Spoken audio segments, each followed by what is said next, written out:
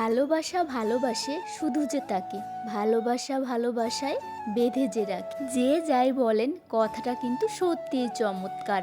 Hello everyone, কেমন আছেন সবাই? আশা করি সবাই ভালো আছেন আর আমরাও ভালো আছি। আজকে একটু বেশিই ভালো, কারণটা নিশ্চয়ই বুঝতে পারছেন। তো সকাল সকাল দুজনে বেরিয়ে পড়লাম বাজার করার জন্য। কোনোই বাজার নাই, তো ফাইনালি বাজারে চলে আসলাম। আর বাজারে আসলে শীতের যে সবজিগুলো, ওয়াও! আর আমার কর্তাবাবু প্রচুর পরিমাণে সবজি প্রেমী, সবজি খুব পছন্দ তার। সকালবেলায় আজকে আমরা বাজার থেকে নাস্তা করে যাব, আর এর জন্য তেল ছাড়া একদম রুটি ভেজে দিয়েছে আর সাথে ভাজি। যদিও রুটি আমার একদম পছন্দ না, সেটা হোক বাড়ির কিংবা দোকানের, কিন্তু কর্তাবাবু বলল রুটি এখান থেকে খেয়ে গেলে রান্না একটু দেরিতে হলেও কোনো সমস্যা হবে না। সামান্য সবজি নিয়ে আসলাম, যেহেতু খেয়ে এসেছি এখন দেরিতে রান্না বসালেও সমস্যা নেই। বাট আমি তাড়াতাড়ি এসে গুছগাছ করে রান্নাটা বসিয়ে দিলাম, কারণ শীতের দিনের বেলা বলতে বলতে চলে যায়। আর এটা হচ্ছে আমার কর্তাবাবুর প্রিয় একটা শাক। রান্না বান্না সব কমপ্লিট হলো, বাট দেখেন একটু অবস্থা, এখনও সে ঘুমাচ্ছে। এখন কয়টা বাজে জানেন? সে এখনও নাক ডেকে ডেকে ঘুমাচ্ছে। বাট এদিকে আমার রান্না একদম কমপ্লিট। এখন বেজে গেছে 1:44, সেই বাজার করে এসে ঘুমিয়েছে। অনেক বলে কয়ে ডেকে উঠালাম। তো এই হচ্ছে আমার আজকের মেনু। প্রতিটা মেনু আমার কর্তাবাবুর পছন্দের। এখন আসি আসল কথায়। এই ভিডিওটা আমার বিবাহ বার্ষিকীর দিন, মানে ফেব্রুয়ারির 2 তারিখ।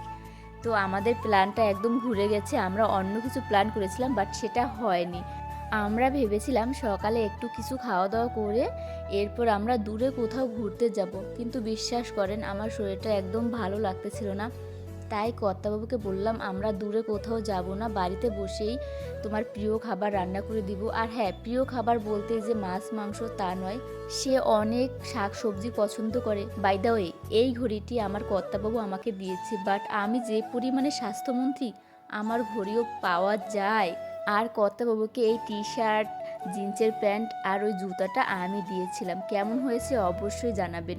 আমি আমার সামর্থ্য মতো দিয়েছি, কর্তাবাবু নিজেই নিজের পছন্দ মতন কিনে নিয়েছি। এরপরে খাওয়া দাওয়া শেষ করে আমরা একটু বেরিয়ে পড়লাম। যদিও বেশি দূরে যাব না, কোনো পার্ক টার্কে যাব না, আগেই বলে দিয়েছি আমার শরীরটা বড্ড খারাপ।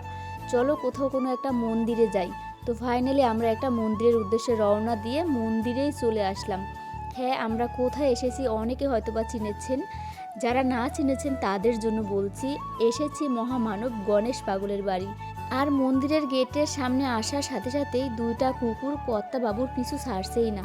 পরে আমাদের হাতে প্রসাদ ছিল, সেই প্রসাদ কুকুরকে দিচ্ছিলাম। একটা কথা মনে পড়ে গেল, জীবে প্রেম করে যেই জন সেই জন সেবিছে ঈশ্বর। তো যাই হোক, এখন আমরা ঘোরাফেরা করে চলে যাব। অনেকটা ঘোরাফেরা করলাম। সবাই আমাদের জন্য আশীর্বাদ করবেন, প্রার্থনা করবেন, দোয়া করবেন। সবাই ভালো থাকবেন। টাটা।